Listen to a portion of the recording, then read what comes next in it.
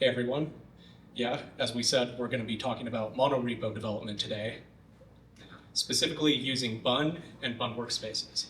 So Bun Workspaces, I happen to be the author of it, might have something to do with why I'm talking about this today. So yeah, I'm Scott. Smorsic Labs is my company. Yeah, I'm really just a solo dev, so that's just my LLC representing myself right now. So a lot of you may be familiar with Bun already, but I thought I might as well go over some of the fundamentals just to catch us up. So this is a runtime that can execute JavaScript or TypeScript. TypeScript is natively supported, so it's a first-class language in Bun. You can execute it directly. I'm a big fan of that because I'm a big TypeScript fan. Highly compatible with Node projects, that's true. If you're a Node.js developer, which if a lot of us in this room are Node developers, you're going to have a really easy time migrating to Bun, or at least trying to do that migration. There's pretty much every Node library supported in it. It works very similarly to Node. You've still got Node modules, package.json, very easy to work with. It's known for being very fast, especially for the startup time, installing dependencies, HTTP, CLIs. This makes it perfect for serverless, so that's a great use case for Bun in general. It's got really strong native tooling too, so it's got its own test runner, it's got its own bundler, HTTP server, so you don't need Express so much, etc. So it believes in having really strong native tooling provided. And if you're not aware, it was recently acquired by Anthropic, so that's something pretty interesting, right? A runtime getting bought by one of the AI companies. Maybe it's interesting to know as well that it's worth them acquiring this software instead of vibe coding it themselves. So maybe there is some value to some software, right? So let's just go over some fundamentals before we go into the actual package, as in my Bun Workspaces package. But let's just talk about what a package means in Bun. Even if you're already familiar, sometimes it can be good just to distill it. So if we've got this super simple file tree, really this could just be package.json, it would still be a valid package. But let's just keep it simple. That bun.lock file shows up after you run bun install. It's like your package lock file. Let's just say we have a really simple script in here. Then you've got your package.json. Really the most important thing is the name. That's like the ID for your package. And of course, a package can be anything. It could be a React app, it could be a backend, CLI, and it's just your highest level boundary of your code in a way. And we have the scripts that we can add. So my script acts as an alias for any shell command you want to run. So in this case, we're just using Bun itself to run that TypeScript script. And because Bun supports TypeScript natively, it can just run it. So let's say that script just has simple little console log in it. We can now call it with Bun my script just directly, and it gets that from the package.json. This is going to be important for later when I talk about Bun Workspaces. So let's simplify a Bun monorepo. So a lot of people, when they think monorepos, they think big, complicated things, and I don't think that's necessarily true. Monorepos can actually be pretty simple. All we're really talking about is something you could call like packageception, packages within your package. So if we just have a slightly modified file tree here, we've got a packages directory now, and we have a couple nested package.json files. So now in that root package.json at the top level, we can put globs that match directories where basically, if this glob finds a directory that contains a package.json, that's one of your workspaces. It won't magically find every single package.json in your project. You have to declare them explicitly here. So let's say that package A, we've got my package A. It's got a script called myscript, very simple, just an echo. Similarly for package B, my package B also has myscript.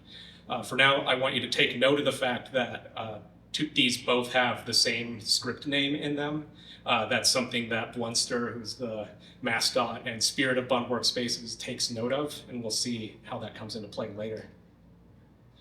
So a big win with monorepos is having local internal libraries. So you install things all the time, npm install or bun add when you're using Bun.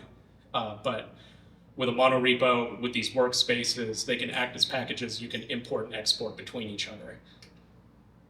So if we tweak that package A a little bit, we give it a main file.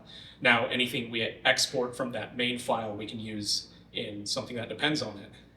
And you can see here what's important is if we want package B to depend on package A, it's going to declare that explicitly, and that's just the syntax you use to say I'm grabbing this from a workspace. So now when you run bun install, it's going to have access to package A as if it's one of your regular old node modules.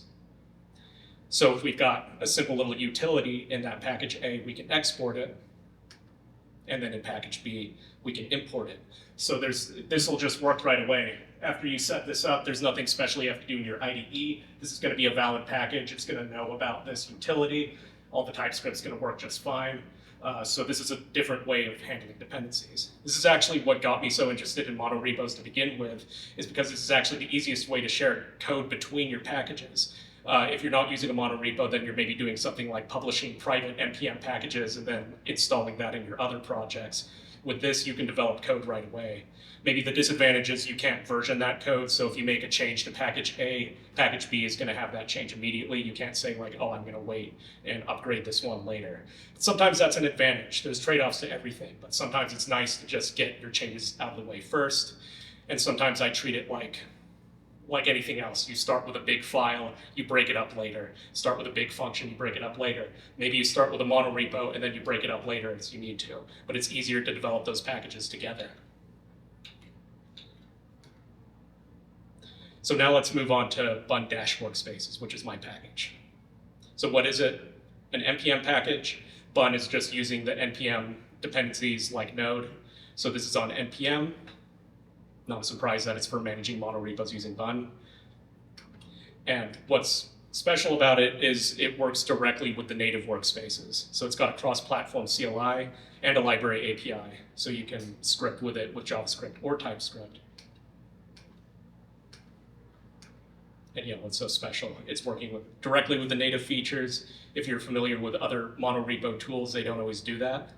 There's no required boilerplate, so there's no required config you have to use. It doesn't impose any project structure. So like what we were looking at before, you can declare any package structure you want with those workspaces in your root package.json. This package doesn't make you do anything special with that. If it's valid with Bun, it's valid for Bun Workspaces. And these utilities work right away. So any normal Bun monorepo, if it's a valid Bun monorepo, it's a valid Bun Workspaces repo. And the CLI and API have feature parity. We'll take a look at what that means. But first, let's just look at the CLI. I'm going to be going through a lot of this stuff quickly, but I do have a live project to actually show off here afterwards. So when we're looking at this is just the same file tree we had earlier, just a couple packages, keeping it simple. I recommend the users to use this alias in their shell, BW, just because it makes life easier. Bunks is just like npx, so some packages will provide a command that can be ran via npx or bunks. And that's what you use to run this, but this is kind of a mouthful, so I tell people it's easier to have this alias if you're going to be using this a lot. But now we've got our CLI. So BW list workspaces, you get some metadata about the project. This is stuff you can't get from Bun directly. This is the human readable output by default. We'll look at aliases later. That's something that you can optionally configure with my code.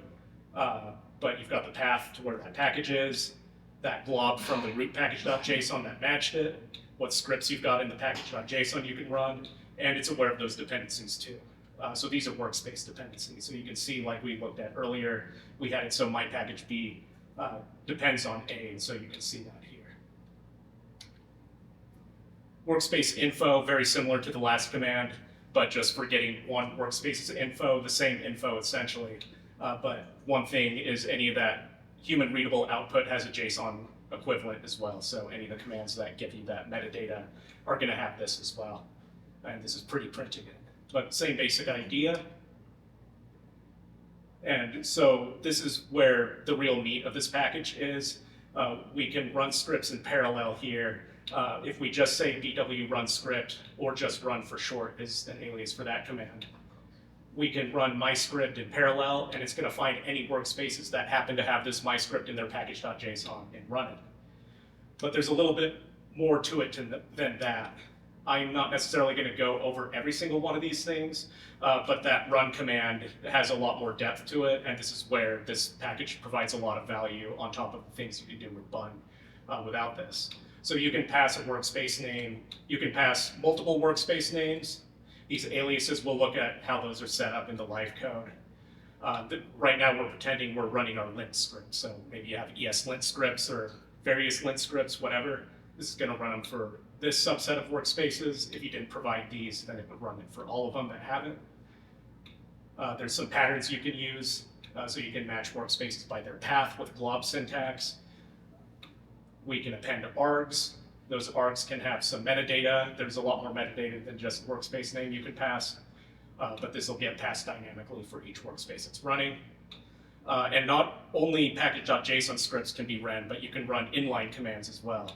So in this case, we're running the Bun build script, which is going to use like Bun's bundler potentially inline. And what this is actually doing is using the Bun shell. I like how I said that I wasn't going to explain this in detail, and I just am.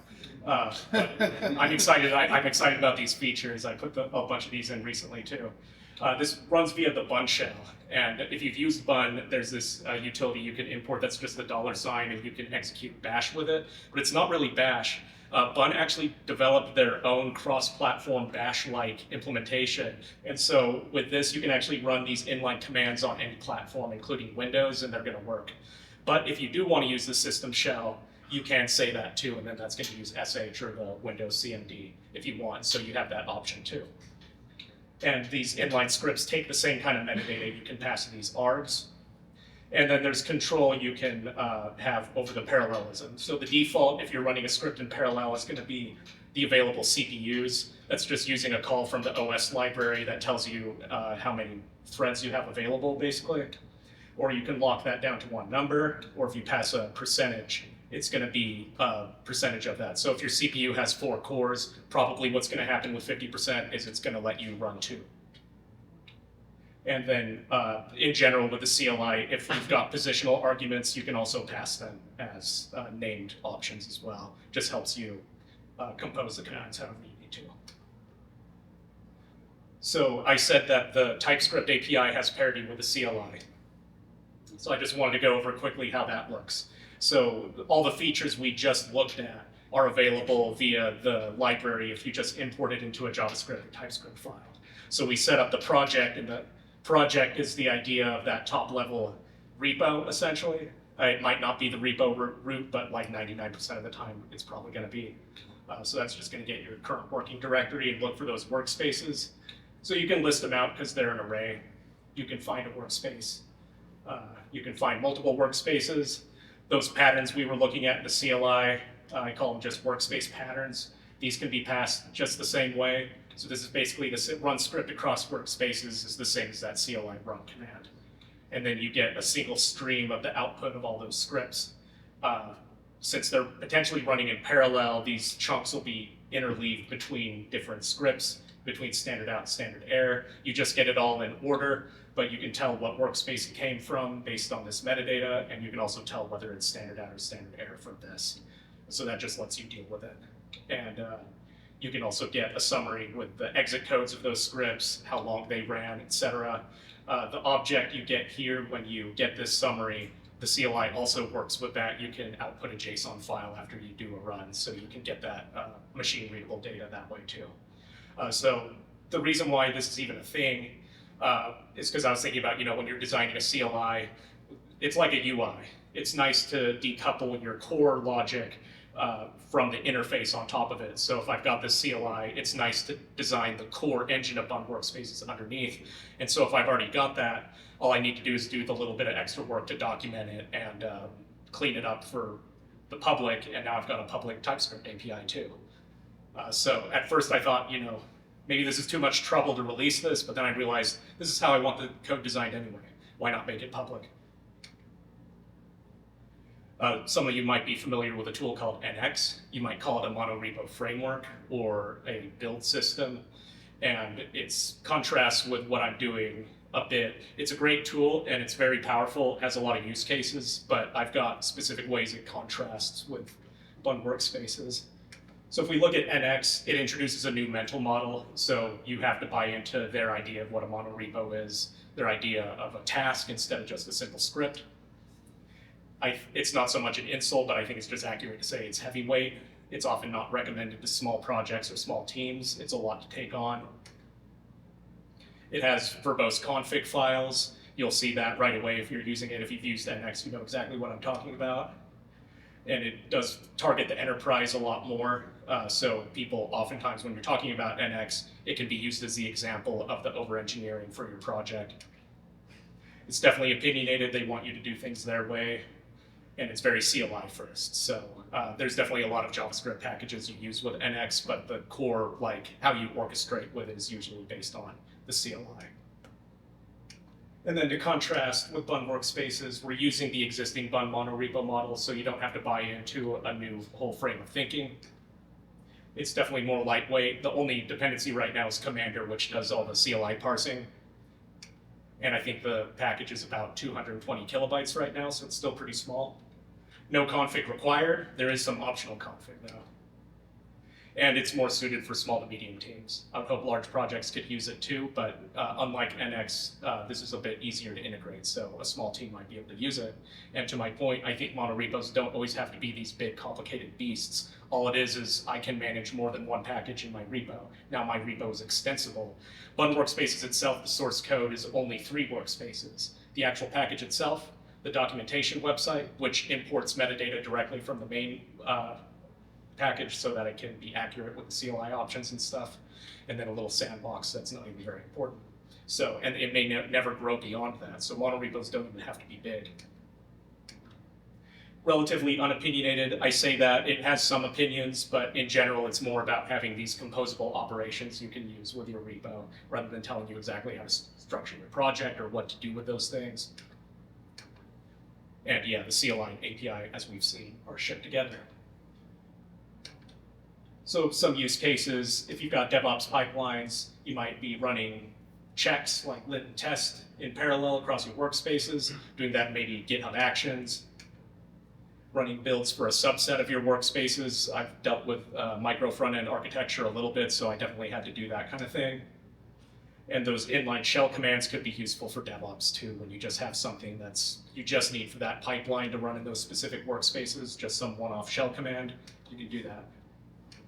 Your source code, you can organize some of those commands with BW at your top level package.json. We'll see that in the live code. We can use that API to write JavaScript, TypeScript scripts, like we were just seeing.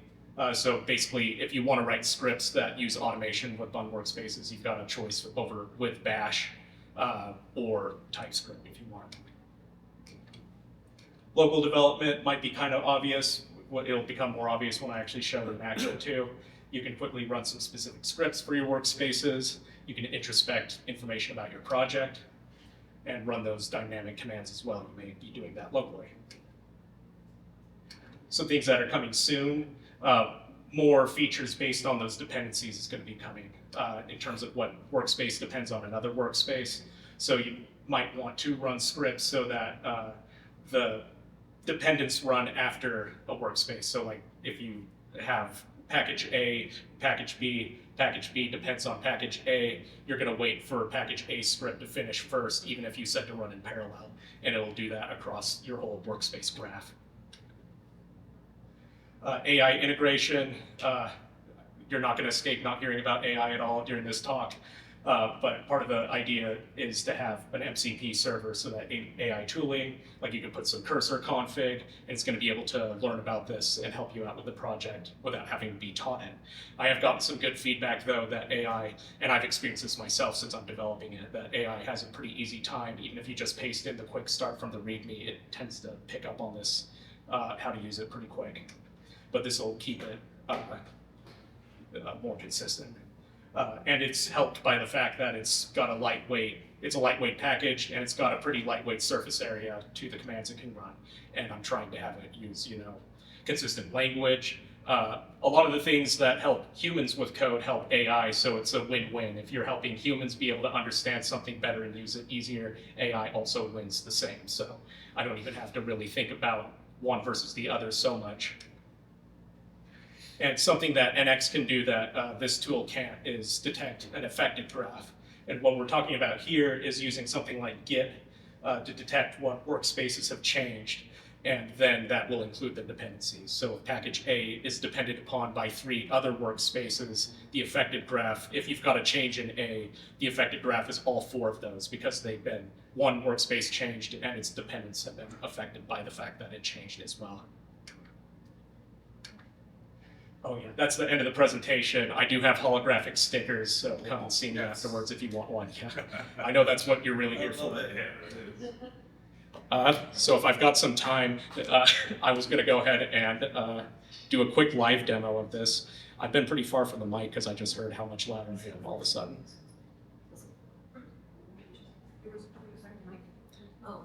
You're doing great. Oh, thank you. We need some technical changes. No, I'm just going to grab a mic and just put questions. Oh, okay. Go. So I've just got a really simple project here. Just 3 workspaces we can already kind of see right away. Before I even open up a file, we could go ahead and use BWLS is short for that list workspaces command. So we can see right away we've got a back-end workspace, a front-end workspace, and a shared workspace.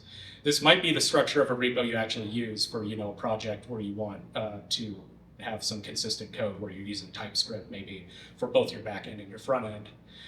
Having that separate shared package can be good so that you're not like importing and exporting code between your backend and front end and exposing things and mixing runtimes and stuff. So if you're sharing code between your stack like this, sometimes it's nice to just bring that into a separate package, and that'll help define those boundaries a lot better. And we can see that backend depends on that shared, and so does front end, and shared has those dependents.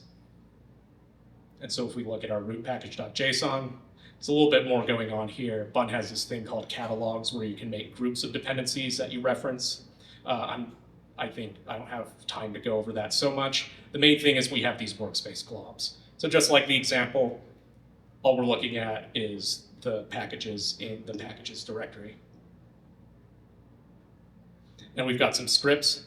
And so when I was saying you could organize some commands in that root package.json, that's a good use for the scripts in that top level package.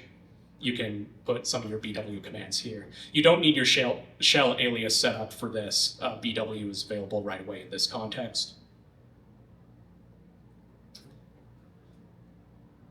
Let's see what we're going to move on to next. Let's look at what's actually in the shared. This is not going to be real life code, but just some simple examples. So this is the code we're exporting from that shared package. Just to help out with development, we say what our port we're going to run the front-end dev servers on and the port that the back-end dev server is going to be on. When you have these shared packages between front-end and back-end, one really nice use case is to have types for the data you're going to use in your API contracts so that the front-end can know what JSON it's getting, back-end knows what JSON it should be sending, and then there's less question about it. You'll get compile time errors if you're wrong about that. So pretty simple there. If we look at the back-end code, it's importing that stuff from shared. So like I said, I didn't have to do anything special to make sure that VS Code, or well, this cursor, but you know what I mean, is aware of these things. We've got this available to us because we ran bun install. And so we can set up cores here, and then use that demo data type to make sure we're sending the right type to the front end for this endpoint we're calling demo data that just has a simple message in it. Our front end is a simple React app using RSPack, which is like a Webpack implementation with a Rust backend. Similarly, we have that demo data type and the backend port so we know where to fetch from. And we're going to get that message and we know what kind of JSON it's going to get. So when it comes to Bun Workspaces, one thing we can do is, I'll just show some run commands, bw run. Oh, before that, real quick, we talked about aliases.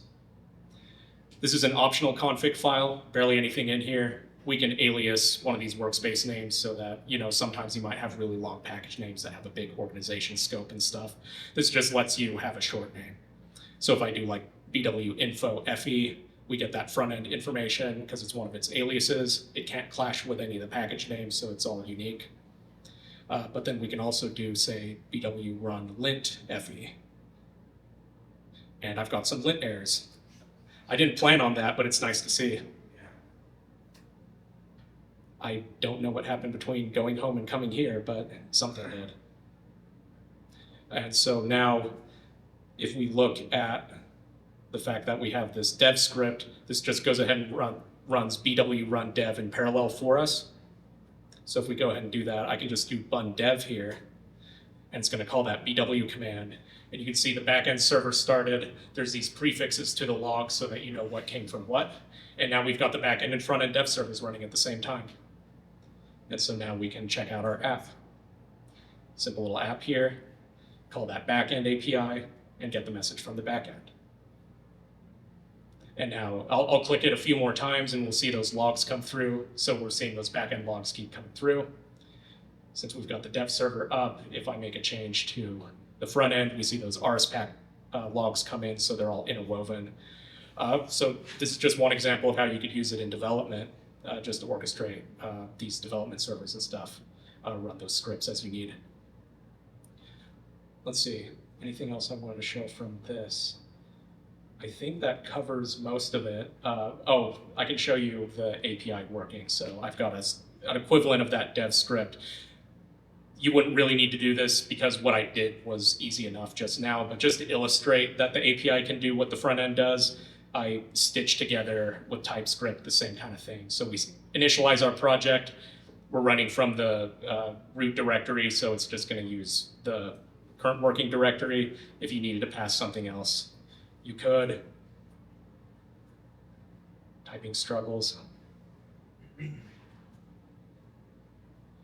And we can get that output similarly. So if I use bun dev.ts, we've got this same kind of thing going on here. So that's the idea. You can do it. If you can do it in the CLI, you can figure out how to do it in the API with relatively little friction too. But I think that concludes the main stuff. I'll open it up to some questions if we've got some time. And we have the specialist speaking, so everyone prepare questions. Testing, Sure. testing, testing. All right. Questions? Sorry, I'll get to you next. It's a nice presentation. Can you speak a little bit to the implementation? Are you using Bun SH mostly to just call npms or Bun script underneath the hood and stream to standard out, or? Oh, for the actual, oh yeah, so I'm using a lot of Bun built-ins and stuff. I guess I could open up the actual code. So Bun has something called bun.spawn.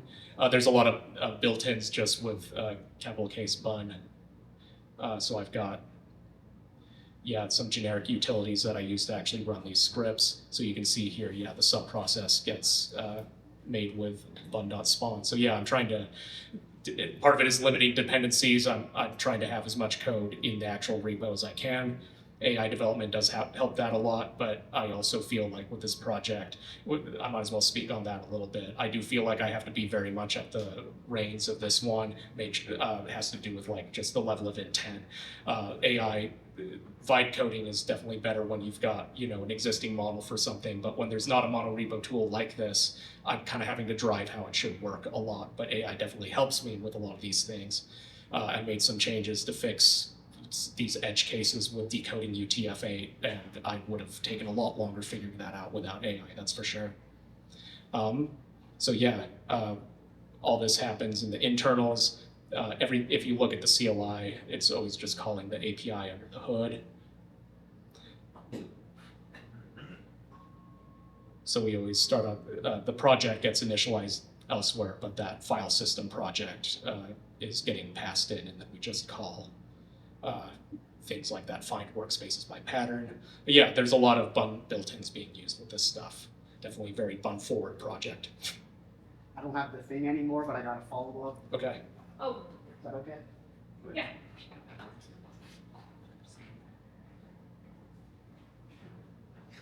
If I wanted to pass the CLI flag from the call site through to one of the scripts in parallel, is that a feature that you would support? Say that one more time. So say I'm calling two scripts underneath in parallel, like bun run start, I wanted to pass a flag to the start command. Is that possible? Oh, yeah, that's, so one thing I actually do myself, I have a script in the root package.json of the source code to do this. Can you zoom in? Yes, thank you for alerting me to that. So one thing we could do here, bw run test.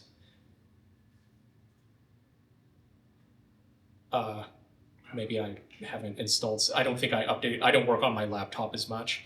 But the main thing, well, maybe I just need to run uninstall.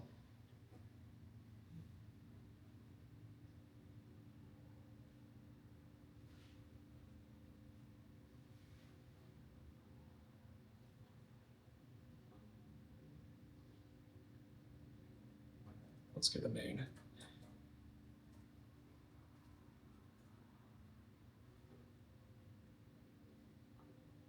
Okay, but the main thing is yes. You can pass an arg to the end of your script. Let's see if we can get this going. Because I wanted the test to actually work in order to illustrate this.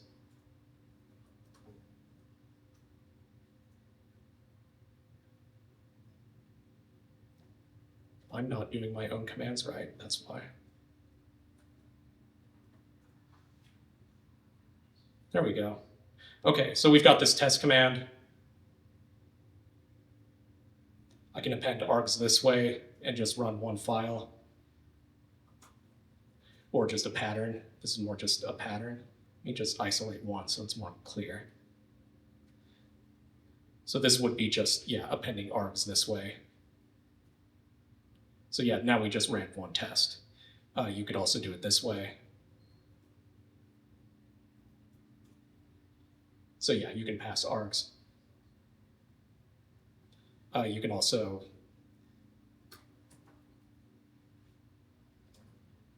I'm going to do this really simply so that metadata you can use in the inline scripts. So -- inline, now we're using the Bun shell, and we can interpolate some metadata. Now we're just echoing that workspace name. I mean, you would usually just use bwls, but just to illustrate, you can do that.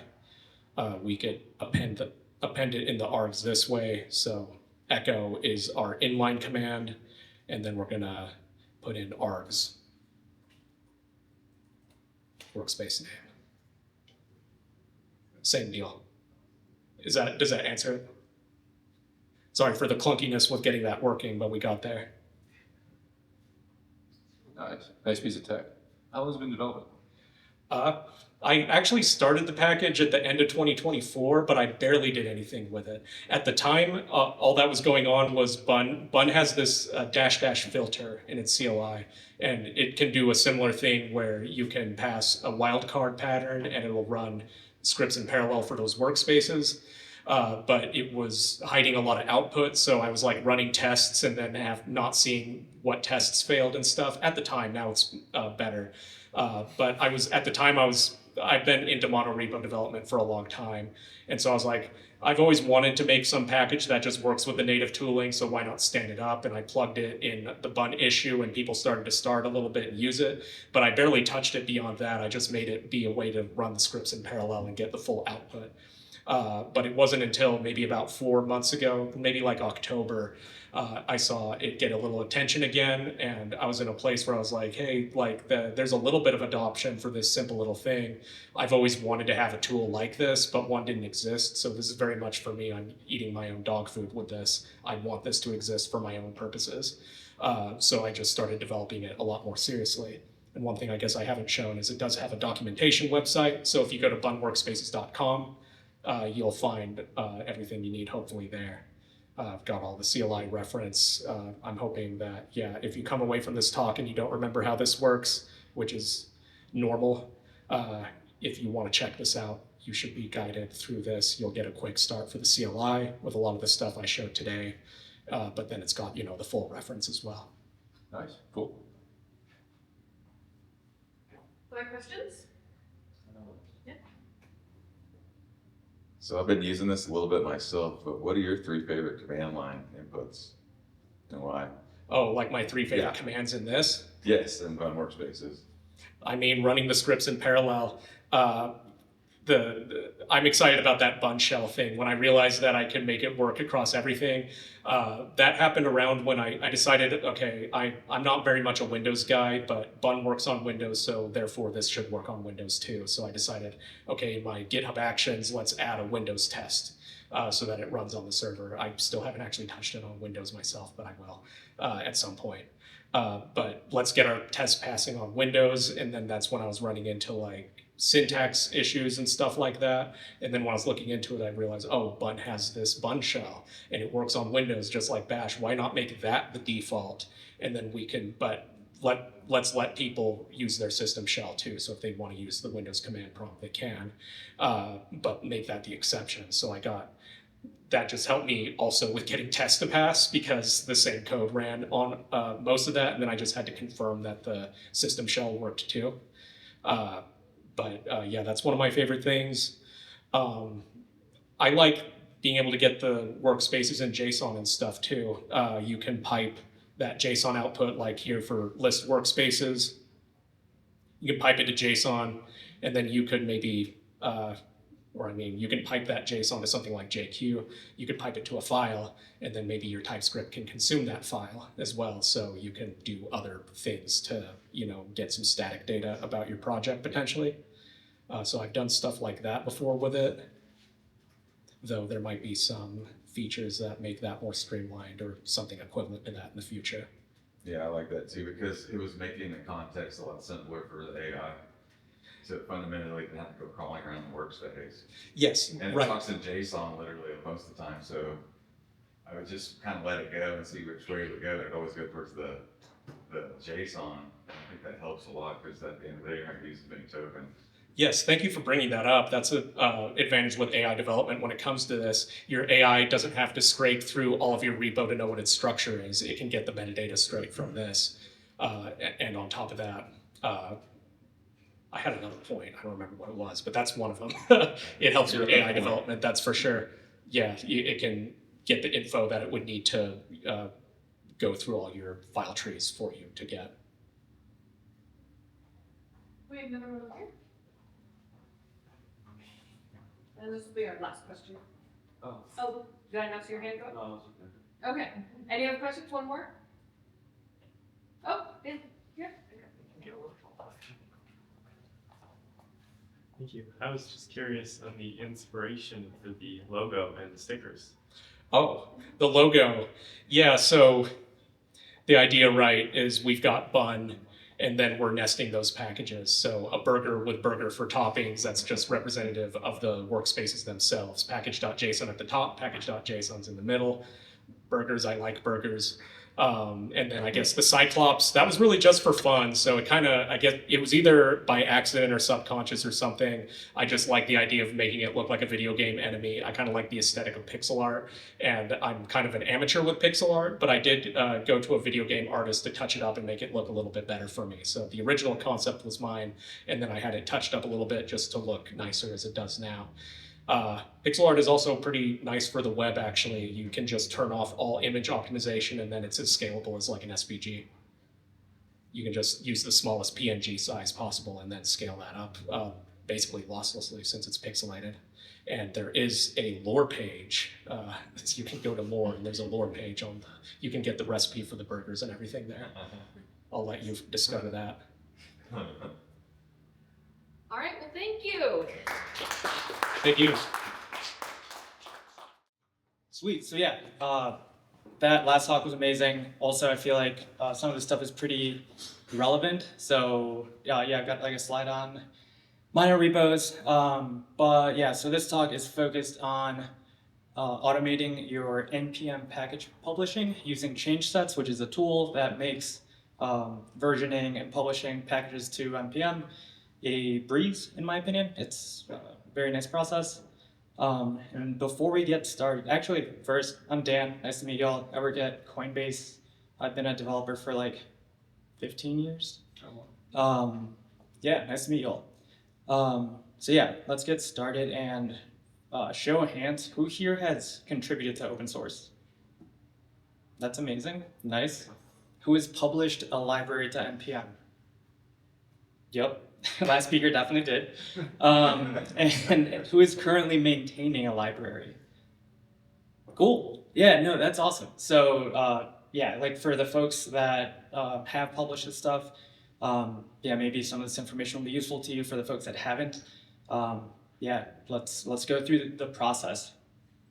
And I will say, so when I actually started thinking about what I wanted to talk about, it was very focused on like change sets specifically, but then I kind of decided to take a step back and just guide you through the entire process of like creating a simple package, publishing, and then using change sets to like do the post-launch like management of versioning and all that stuff. So what I actually did here was create this repo where I have like commits that are essentially acting as slides, which was a interesting choice, and I don't know if it was the right thing to do, but we're gonna roll with it anyway. So let's see. Yeah, so there's my 6 commits. So You zoomed in. yes, totally, actually. That's a great call. And I'm gonna make sure that this is zoomed in as well. How's that size? Perfect. Nice. And actually, well, the terminal really, this is more just to jump around between the tags. But yeah, so this is kind of where we started. Was I just created a new project using PnPm, a Vite project. So I did PnPm create Vite, selected vanilla, like a vanilla project, because this is just like a small util that I'll talk about briefly, but that's not like the main focus. And I'm using TypeScript as well. So with PnPm create Vite, we got this scaffold that basically just has like an index.html, main.ts. Normally, if you weren't building a library, you could like the intent for this is that you're building some sort of like web application, right? So you can like start it, see the preview on like localhost 5173, I think, and then make changes and it updates, you know. But because we're building a library, one of the first things that I did was reconfigure it for a like using library mode. So with Vite, there's this thing called library mode, which basically tells Vite like, yo, this is not a standalone application. So you kind of define like the entry point into your app, and when you build your application, it will go into like it'll create a build folder with your JavaScript, your type definitions. And yeah, like our app is not going to have any sort of DOM types or anything like browser related, since it's just a utility. So what we did next, so now I'm in step 2. We essentially did that, right? So we added a DTS package so that we can build the type definitions, and then we set it up to be a library. So when we build, we get this dist folder, which is going to have a index.js, or rather in source, index.ts is our entry point into the application. We're saying that this is going to be an ES module, and yeah, the file name for our output is going to be index. And at this point, we kind of have like the bones to be able to actually build. So here we have like just an export empty object in index.ts, and if we do PnPm build, it's going to generate nothing because like we're not actually doing anything, right? But we do get those files, which is cool.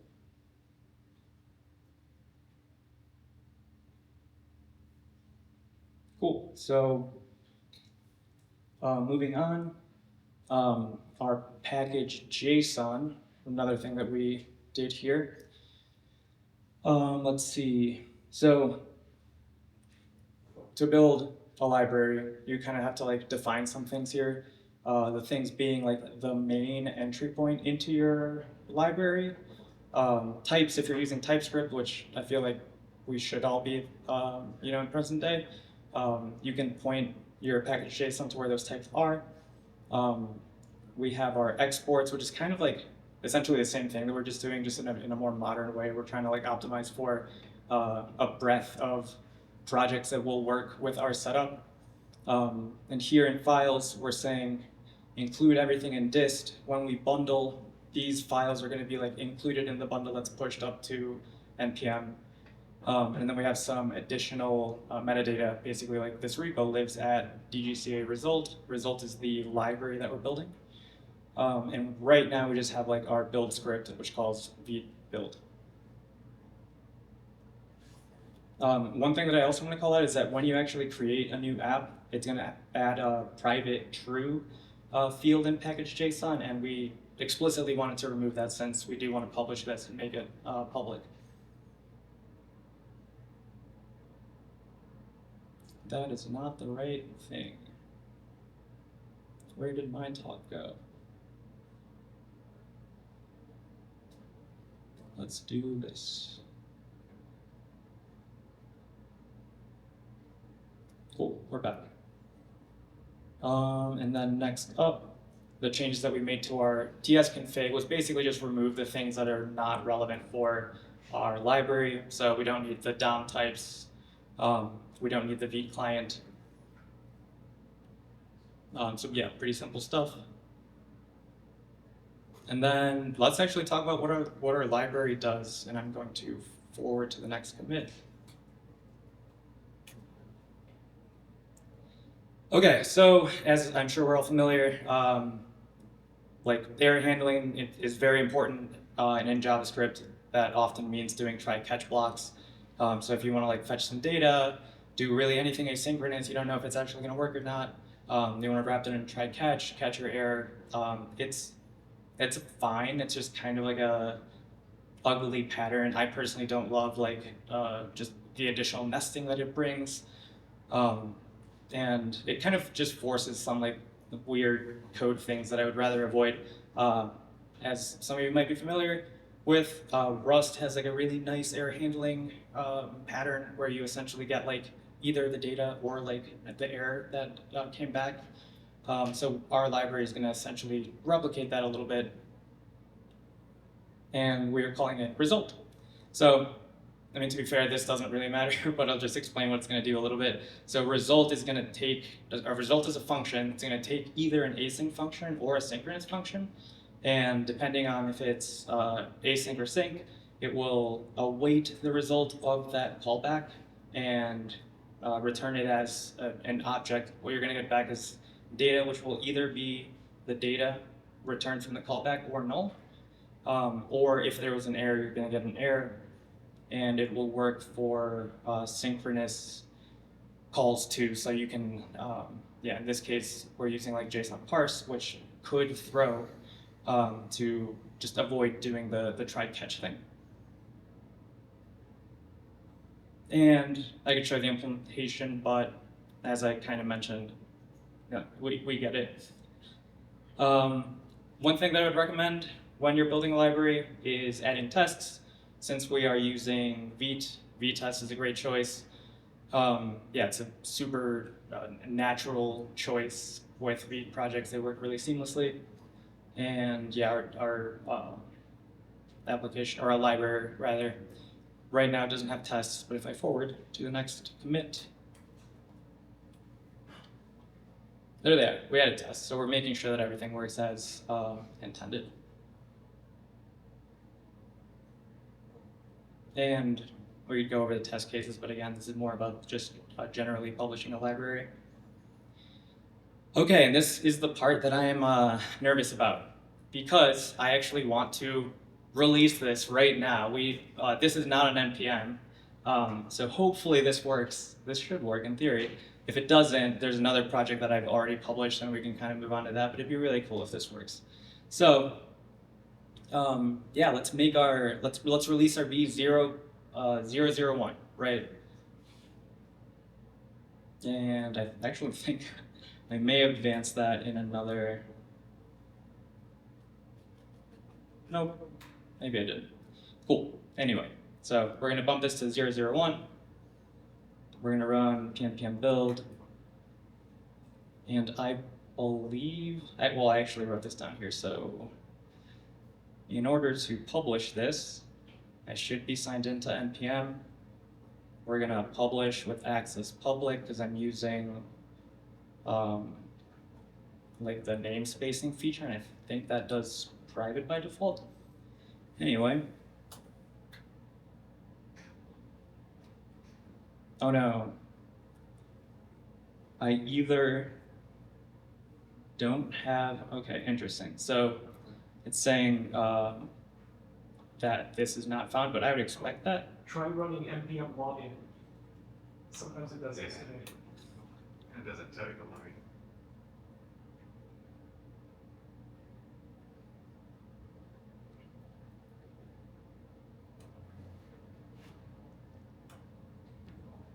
Dude, clutch. Do it every week.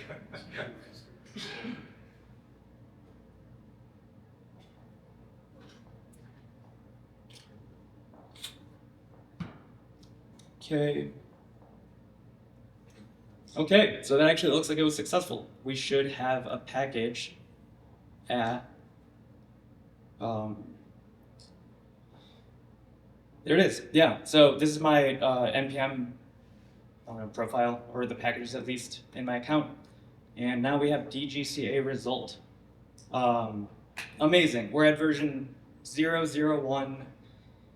This should be usable by anybody that npm installs it right now. But let's move on and talk about like what happens when I make a change, make an improvement, maybe somebody else contributes and I want to publish a new version.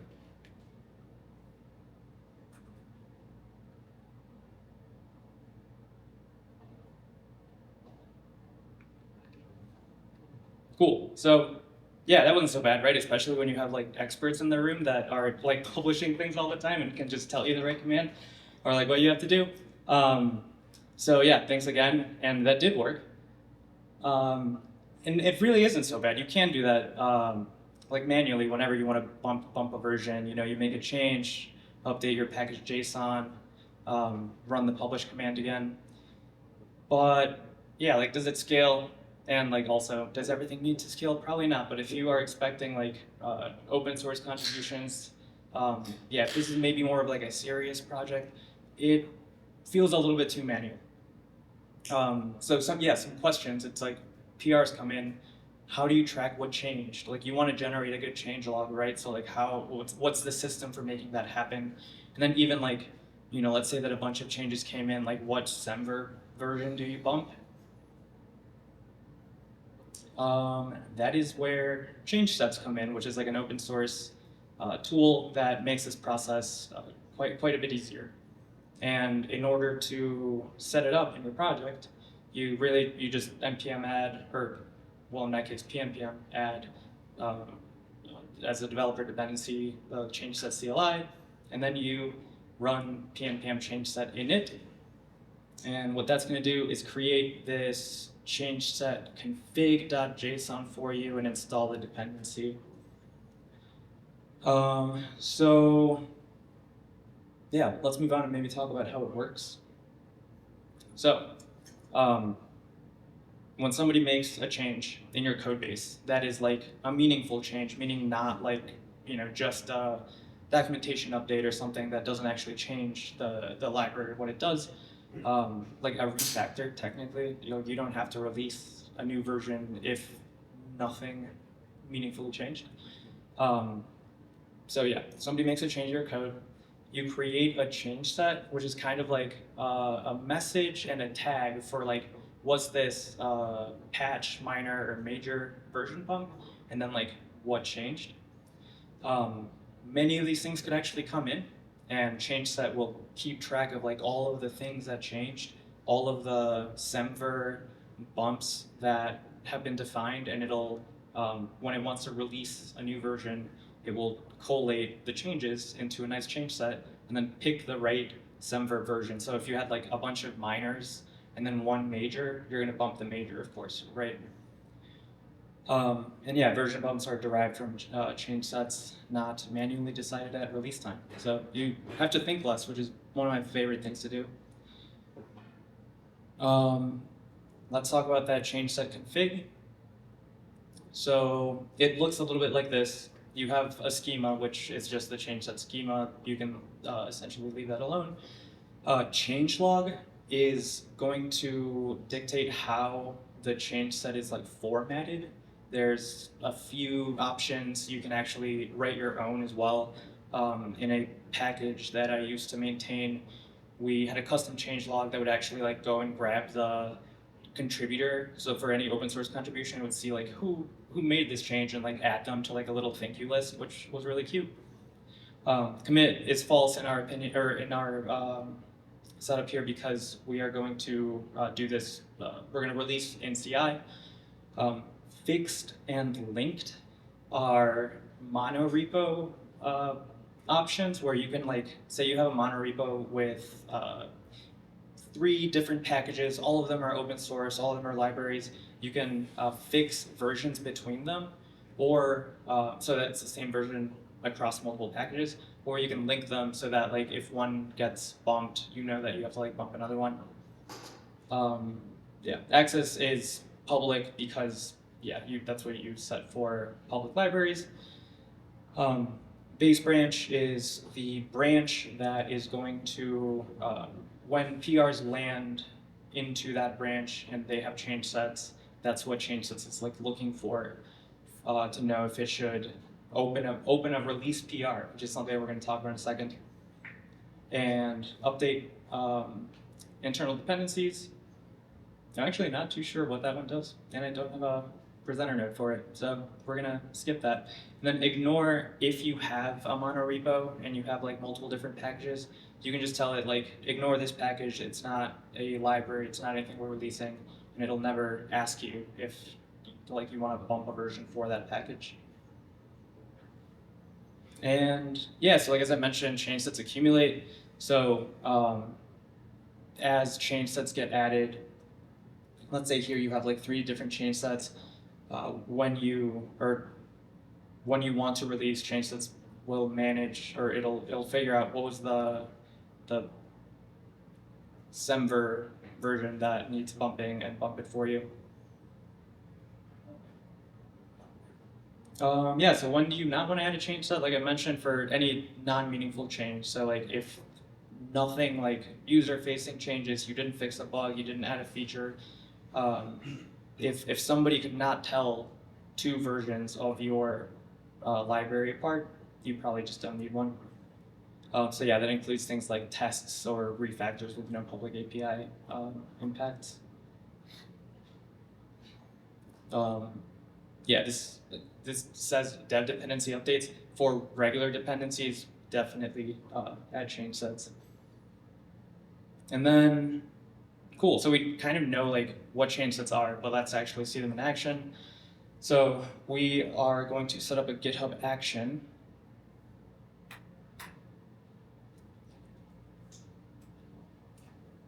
That is going to manage the automatic release process when our change sets land.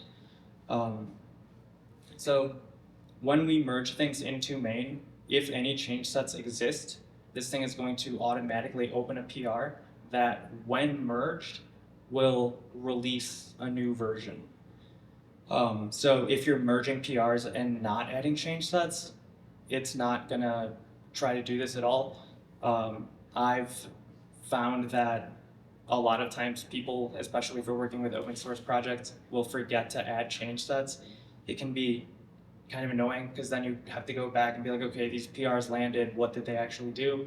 I would recommend maybe like requiring change sets for open source PRs if you want to avoid that, or just like heavily suggesting it, or just don't. If somebody opens a PR against open source repo that you have, and it has changes but not a change set, just request that they add one.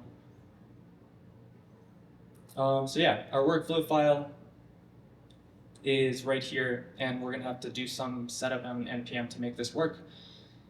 But yeah, basically this is just the release workflow that's gonna run when the things that we've talked about happens. So yeah, in this case here, we're explicitly saying use node version 24, install dependencies, build, test. I wonder if some of this stuff could maybe be automated if you had a Bun workspace, perhaps. But yeah, right now we're just going like step by step, basically. And then finally, we're going to publish with the npm release, which is one of our scripts that we've added in our package JSON. And this is going to call changeset publish, which is going to publish to npm.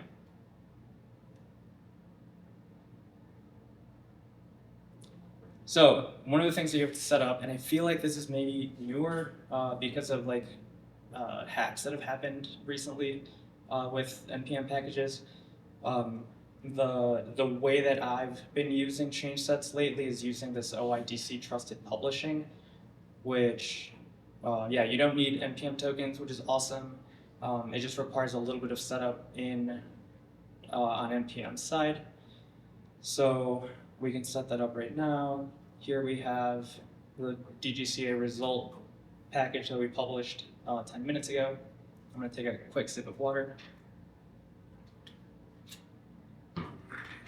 And, you know, like we mentioned, we're going to publish through Github Actions. So we can just set this up right here. So DGCA result is the repo. Workflow file name is release.yaml.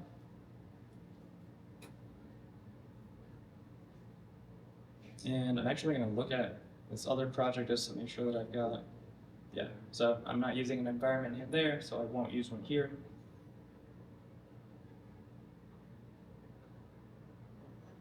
And we just set up our workflow as a trusted publisher.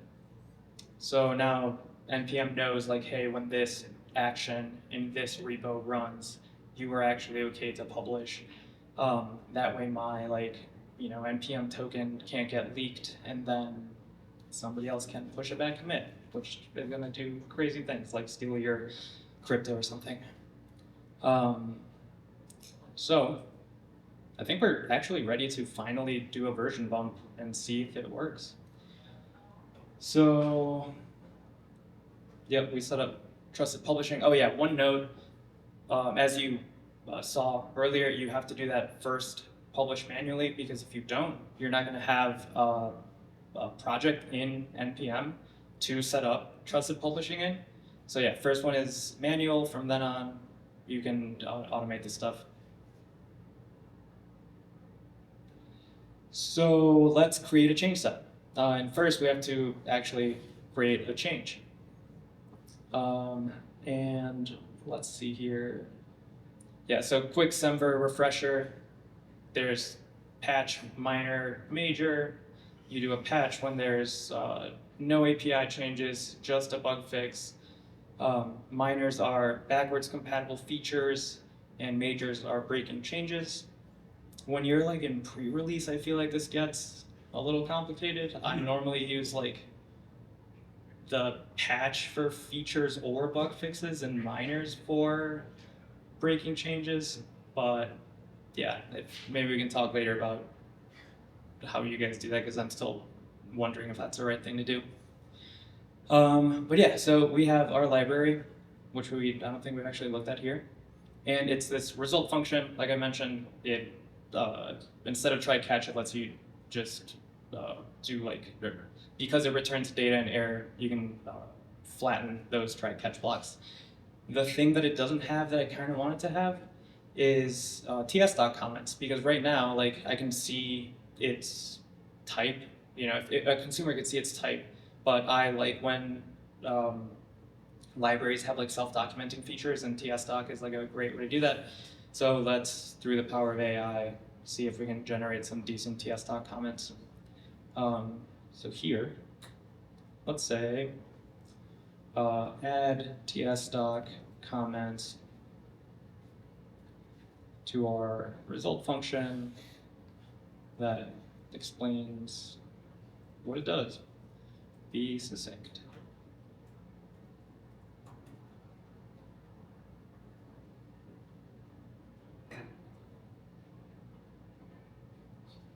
So while that's working,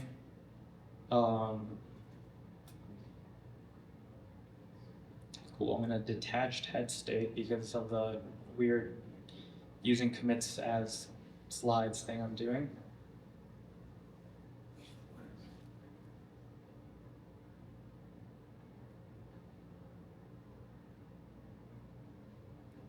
Cool. So it added this ts.comment, and now if I hover over result, you can actually see like the light documentation there. Super cool. We're gonna do a patch version bump using Changesets now.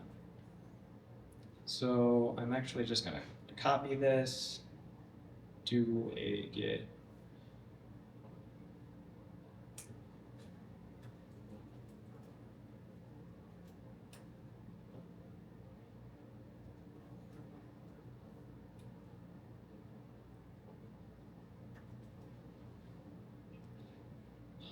Okay, well,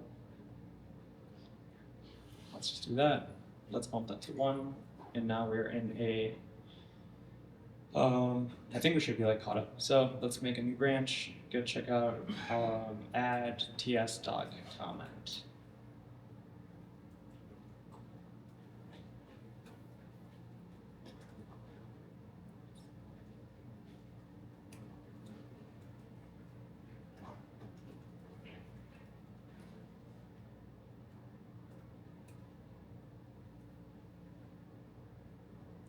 Cool, so now I have this,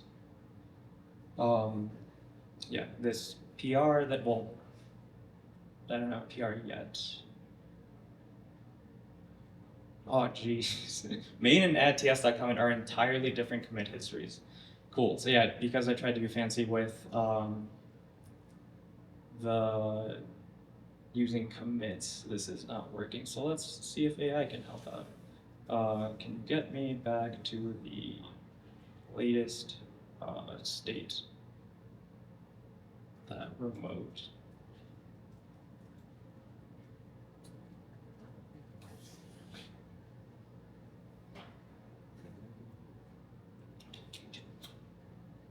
This is where before AI, I would maybe just delete the repo and start over again because I cannot be bothered to learn how to actually use Git.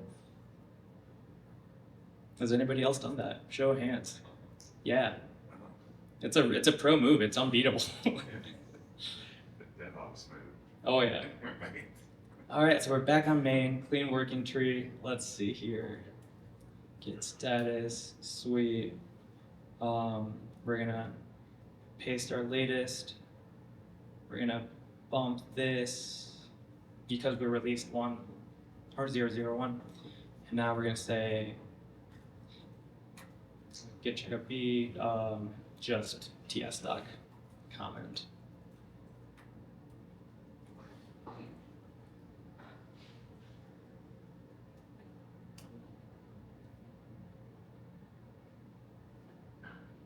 And now we can actually open a PR. Sweet. So I made this PR and I didn't add a change set just so that we can do that separately. But let's see here. So now I'm going to say pm change set. This is going to ask what kind of change it is. Because there's only one project in this repo, like it knows. So like it's not asking me what project I want to bump. If this was a monorepo, it would actually let me choose, which is where that like ignore option comes in. So I'm going to do a patch and say add ts.comment to result function. So that's my change set. Now I can add this, add change set, push that up. And all that really did was, add this file here, slow candies press. It generates like a random name. You can add multiple change sets in one commit if you wanted to. But then like all these changes are going to get collated across PRs. We're just going to see one though. And eventually it will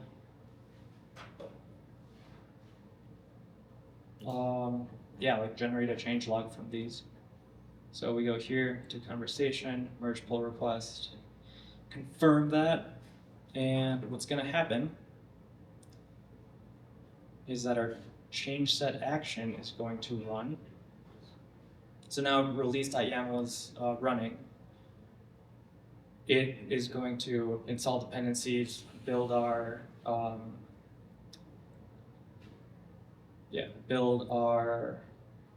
package, run test.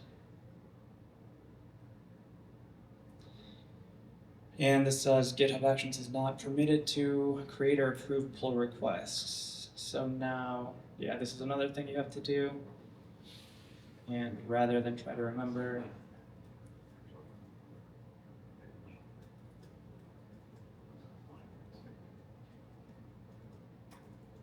where exactly that is. Actually, I'll try to see if I can remember. Security.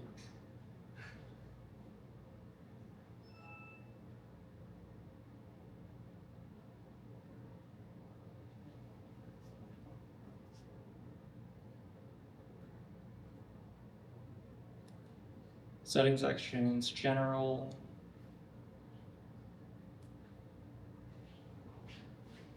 Read and write, and approve pull request, save.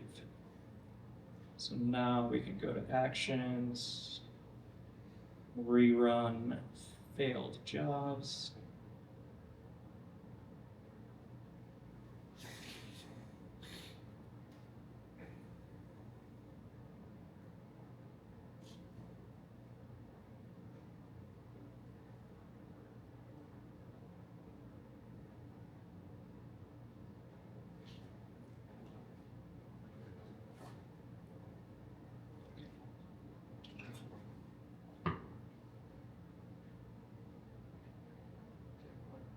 Cool, so that ran. And now we get this automatically created PR that is version packages. So what this PR, well, first it tells you that it's opened by a Changesets release. It tells you what release you're gonna get. It deletes the changesets that were generated, creates a changelog for you. So here we have our, add ts.comment to result function comment that we wrote, and it's gonna bump this version. Looks great. We're going to merge this pull request. That same workflow is going to run, but now because there's a different package JSON version number, instead of like generating this PR, it's actually just going to publish to npm, and we can go look at that here. So yeah, one thing that actually confused me for a minute was like what's opening the PR and what's actually doing the release. It's the same workflow, which seems to have worked already. And then if we go here, published a few seconds ago, we're at 0.0.2. So yeah, from now on, all I have to do releases is just make code changes, open PRs, add a change set, add my little comment, and then once I merge that PR and then merge the version packages PR that Changesets opens, we get an automatic release to npm. That's it. Well, let's see. Was there anything else? I have a question, if that's okay. Yeah, for sure. So it opened the PR with the version bump and the change set. If you merged another PR before merging that PR, would it automatically update its own PR with the latest change sets? Is that the workflow? Like, let's say I have 3 PRs that need to be merged before the release. Yep, exactly. Yeah, so let's say that after I added the comment, the ts.comment, I was like, oh, I actually thought of this new cool feature. I can PR that separately with its own change set, and then the release.yaml workflow is going to collate them together, update itself. So yeah, you can keep those chore version package PRs open for as long as you want. They're just going to keep getting updated, and then once you're ready to release, that's when you merge that one.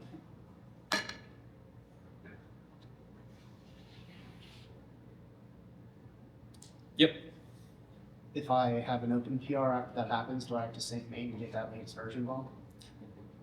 Yes. Yeah. I mean, it's really just like all you're really doing is just merging a PR that happens to do a publish action, right? So yeah, if you want to get the latest, you would just pull, and then I think you'll get like all the cleaned up change sets I guess the generated change sets and stuff. One thing that I did want to mention, specific to monorepos, is like this really does shine with monorepos, especially if you have multiple publishable libraries in there, because it will you can generate change sets for different projects. You can have like links to resources, and